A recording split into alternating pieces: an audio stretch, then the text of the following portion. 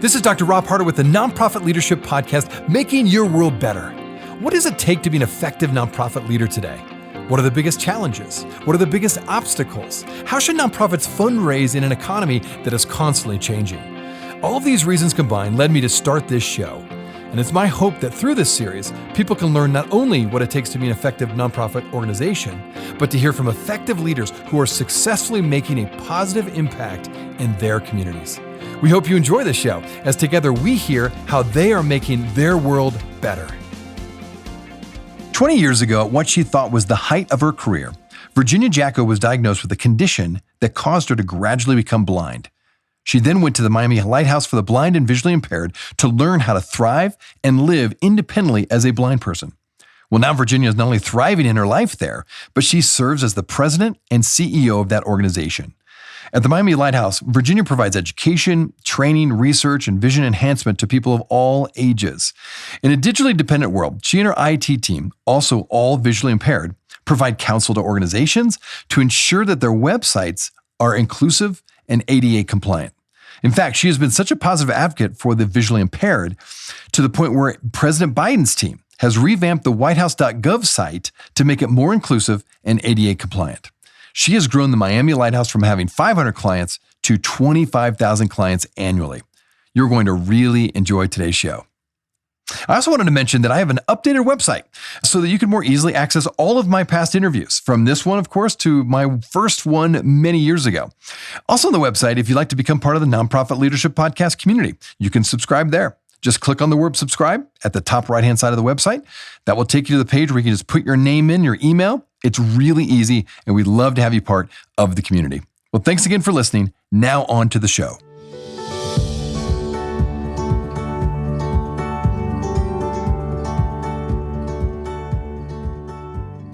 Well, Virginia, it's great to have you on the show. You are quite the inspiration. From helping those who are visually impaired to advising presidents. Your story and your work has inspired thousands. Well, thanks for taking time to be on the show today. Let's start out by giving us a quick summary of your work with the Miami Lighthouse for the Blind, and why are you so passionate about what you do? Let me begin with my passion. Too often the blind are overlooked.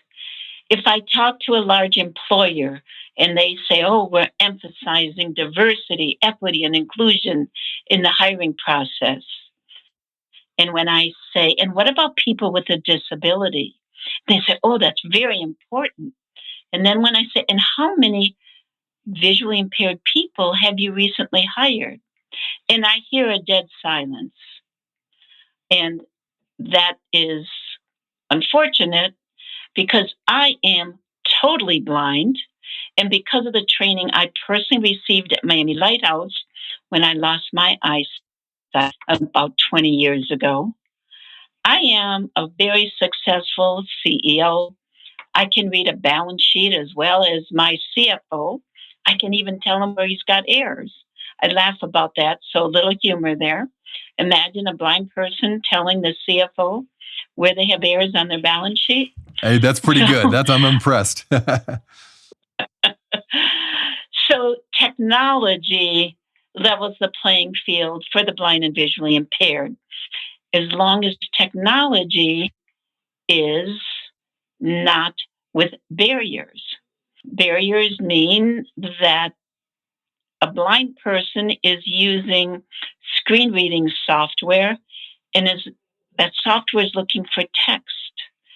So if, for example, the website had a logo at the beginning, a logo is just a picture. Behind that logo, there needs to be text, like Miami Lighthouse logo. Or when there are images, and those images are just a picture.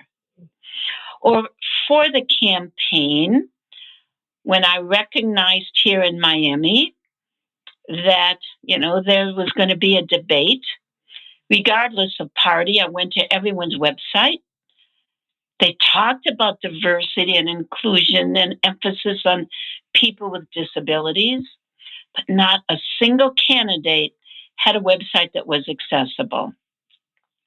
So I got in touch with the chief information officer of most of the campaigns, and 5 of them got back with us.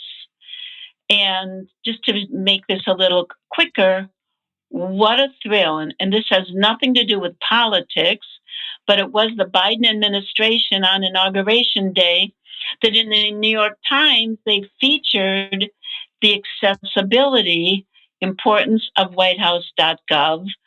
And they talked about that there was a way for the viewer looking at the monitor to have better contrast, to increase the size of the font. And that was the approach I took with the candidates. You're missing out not only on legally blind people, but seniors that are affected by vision loss, as 1 out of 5 seniors will have uncorrectable vision loss, and they're your voters. And if they can't change the contrast or the font size, they just won't read what is on your website regarding your policies. And that truly made a difference. Well, I'm so impressed that here you are making changes all the way up to the point of the President of the United States. It's surely well done. And one of the things you have said along the way, and I 100% agree with you, is this powerful statement. So that website accessibility is the wheelchair ramp of today. And I think you're so right on this. Now, why has this been so slow for people to update their website accessibility to make them more ADA compliant? I believe it was easier when we did business with brick and mortar and someone with a wheelchair could not access that business. They couldn't get up the steps. So we have ramps. We have ramps at intersections. It's a little harder for the sighted community to even comprehend that a blind person is a computer user. I feel like people that are a bit older, more my age, might be more inclined to understand. Before we did point and clicking, we typed with keystroke commands. It was called Word Star or Word Perfect. This current generation is used to, especially the young ones, they're using an iPod or an iPad and they're just clicking with their fingers, but not typing on a keyboard. So the software that the blind and vision impaired use, you need to have a keyboard and you're going to use keystroke commands to interface with the monitor. Unless someone actually witnesses it, I don't know that they can think about, well, the person's blind. How can they use a computer? I also think that some people think that a vision impaired person can't use an iPhone, but we train people here how to use an iPhone. Technology can be the visually impaired person's best friend as long as it's properly designed, but the legislation is not there. There are a lot of lawsuits, but it's just very difficult, I believe, for the sighted community because it's not as visual as a person in a wheelchair that is not able to get up the steps. That makes sense. And I totally agree. I think it's for those who don't even think about that. They're so used to using the web or an iPhone. You're right. I don't think people stop and think, well, what would it be like if someone who is visually impaired to access these things? So I think a lot of us have a lot of work to do when it comes to our nonprofit websites, making sure they're ADA compliant. Well, this is a leadership podcast, and you obviously have a lot of leadership experience. I would love to ask you about your leadership and how you've become so successful over the years. So first of all, one of the things I want to start by asking is, how do you cast a clear and bold vision, calling your team to a higher level of commitment on the one hand, while at the same time coming alongside each of your staff to make sure they still have the encouragement and the support they need to complete their daily tasks? How do you balance those two roles of leadership that some believe can often interfere with each other? For the organization to have a clear vision statement is very important. For the organization to celebrate success. And we're located here in Miami in Little Havana. And when we have a success, we go down to the Cuban bakery and we get coffee con leche and pastelitos. That's a way to celebrate because everybody loves the Cuban coffee and the incredible pastries, which are pastelitos. So whether it's guava or cheese or whatever it might be, celebrating success encourages people to work hard. And that is why Charity Navigator, in the last couple of years, we've received an absolutely perfect score. Charity Navigator has new parameters that just came out on leadership and adaptability. And on all of those parameters, we received a perfect score. There are far less than 100 nonprofits in this United States that has done that recently. And we received the highest ranking 4 stars for 12 years in a row. Congratulations. That's a big deal. That demonstrates that, our team is efficient, effective, transparent, and, has the financial strength to be around for quite a while. Love that. No, well done. Congratulations. That's a big deal. I know I'm a leader of a nonprofit as well, and that is really important. Such an endorsement when someone like Charity Navigator gives you a perfect score. Like that is really, really exemplary. So well done. Congratulations. Another thing that I would like to talk about is leadership training, and specifically when it comes to esteeming other people's perspectives and really recognizing the dignity of everyone's worth, number one, and also valuing everybody on your team. How do you go about doing that, and what have been some of the most successful ways you've gone about that with your staff? Well, we value the team. We have 105 employees, and it ranges from hourly people to salaried people. And as we all know right now, it's very difficult to get hourly people. But we need to celebrate. We need to recognize success. We need to provide continuing education, whether we're talking about providing training for a driver to ensure that they have, the Red Cross seal for, when they have a child on their van and they have an incident, they know how to work with that child. When it has to do with our children's specialists getting the certifications they need. But once they get the certification, including our licensed teachers, to celebrate that they passed that exam, that they completed a certain training program.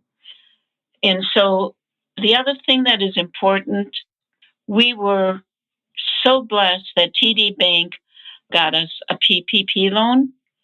And that meant that when there was the shutdown here in Florida, every single employee kept their job. We have about 12 drivers because we transport all of our clients, ranging from 1-year-olds to 101-year-olds. But when the doors were closed, there was no transportation. But keeping all of these drivers employed was very important. So the fact that a bank here that we use reached out to us and we had the opportunity of the Payroll Protection Act was very significant. And so these employees continued with us. We'll be right back. Hey, friends. Thanks so much for listening to the Nonprofit Leadership Podcast. If this is your first time listening to us, I want to make sure you're aware of a whole group of other episodes with fascinating guests that I previously interviewed. Just go to our website, nonprofitleadershippodcast.org. There you'll find numerous interviews of nonprofit leaders from all over the country and even from different countries, all trying to make their world better. I also want to encourage you to like, subscribe, and share this podcast with others. This will help us get this great content out to more nonprofit leaders just like you. Now, finally, if you want to get my monthly email update that contains more resources in addition to these episodes, it's really easy. Just go to my website at nonprofitleadershippodcast.org and simply type your email address in the top right-hand box, and you'll be added to our monthly email update. And this way, you'll never miss any of the interviews or extra content from this show. And if you have any questions or comments, do not hesitate to email me. Thanks again for listening. Now back to the show.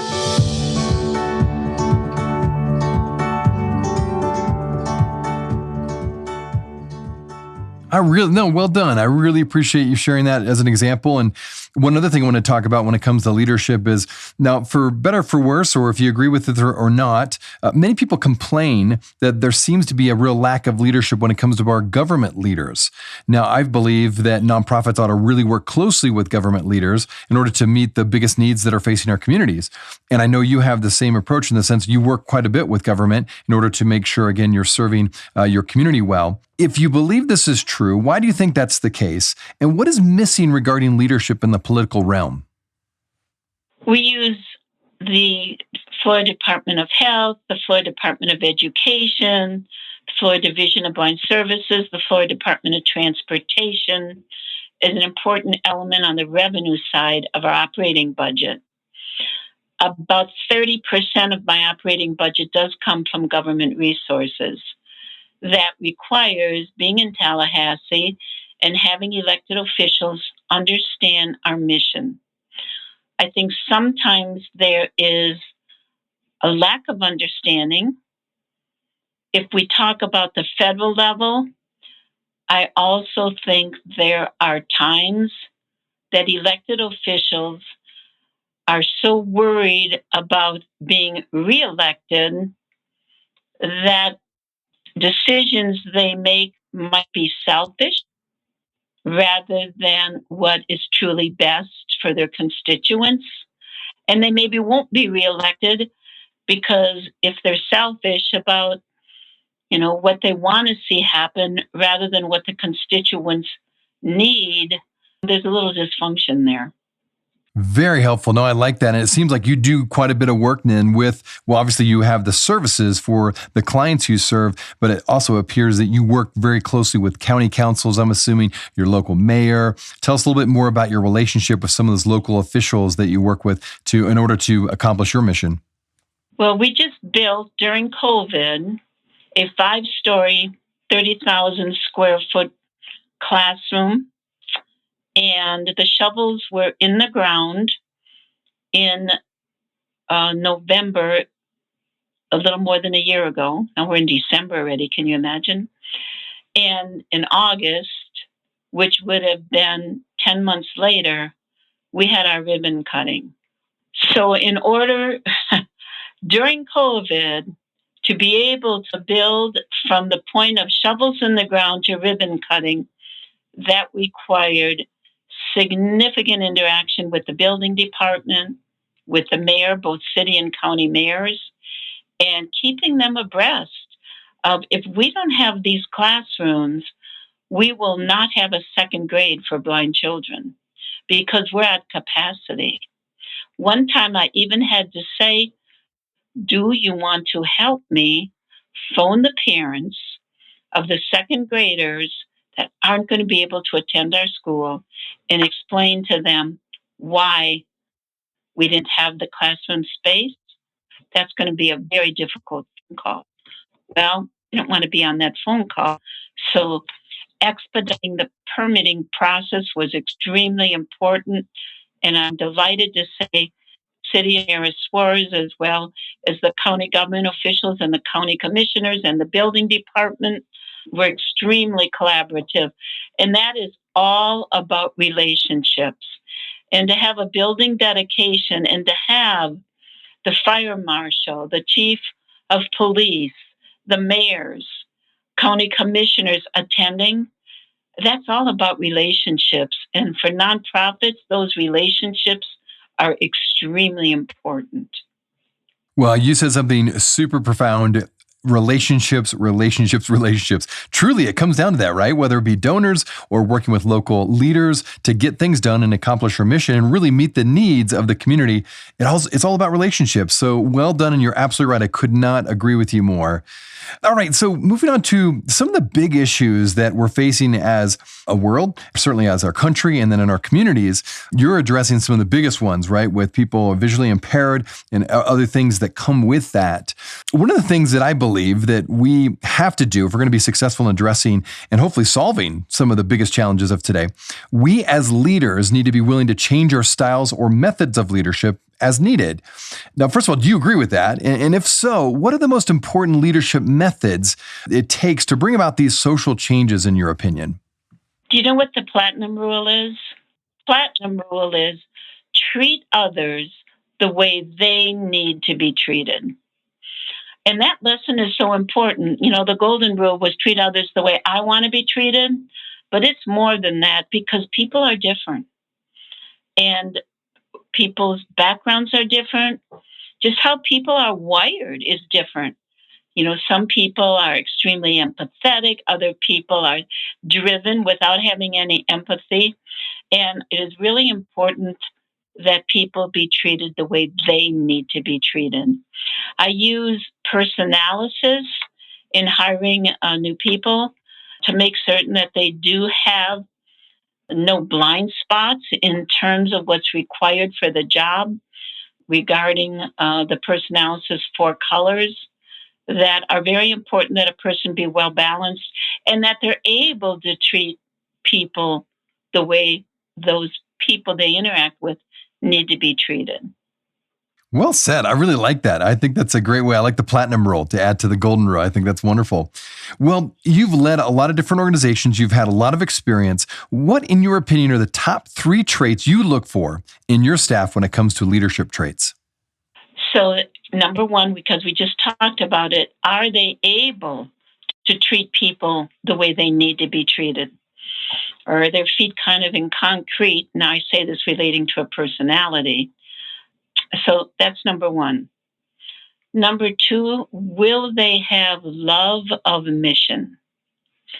Love of mission is so important, especially when you're interacting with 90% of the people we serve reside in a poverty zone in Miami-Dade County, by which HUD defines that zip code as a poverty zone.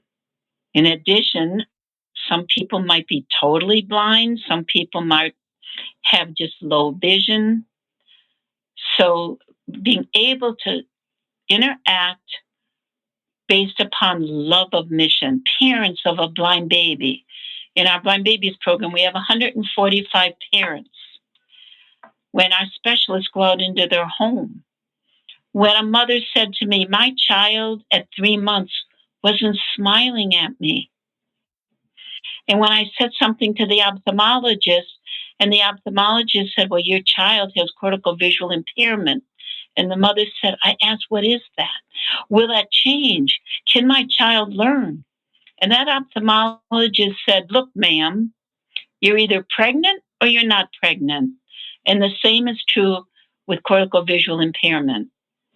And that was so wrong because that child today, once they found Miami Lighthouse at age 2, now is a second grader in our program, ready to go to 3rd grade and be mainstreamed in the community school. Wow, fantastic. I feel like besides love of mission, the third thing is that the person truly can be a member of the team. Because we have not only a variety of types of clients, but we also have a variety of different types of occupations. When you have 105 employees, not even counting summer seasonal employees for our 6 summer camps, at the end of the day, we all are a team.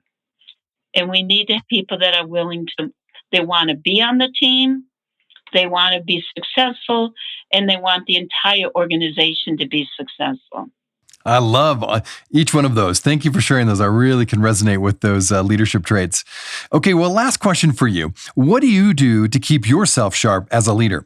What resources do you invest in? What podcasts are you listening to? Or what books are you reading? How do you keep yourself sharp as a leader? I like your podcast because I think nonprofit, things are changing. And whether it's nonprofit world, I just went back and I looked at an article that I did in 2008 and then I think in 2010. And I went back and read that, and it had to do with board governance and leading change through the board. So it's very important to stay on top of what you're preaching and what your guests are saying regarding nonprofits. Because, for example, during COVID, how were people able to adjust? How were people able to adapt? And by talking with other nonprofits, whether it's through the chamber, whether it's through podcasts, we can learn a lot from each other. So I think the first step is to learn from each other.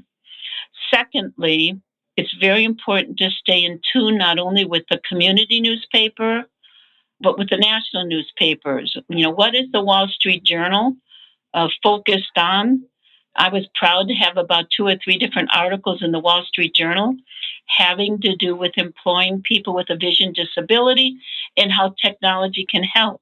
An article having to do with the concern about cortical visual impairment, which is the number one cause for pediatric visual disability. So staying current on what is it that is current in the media.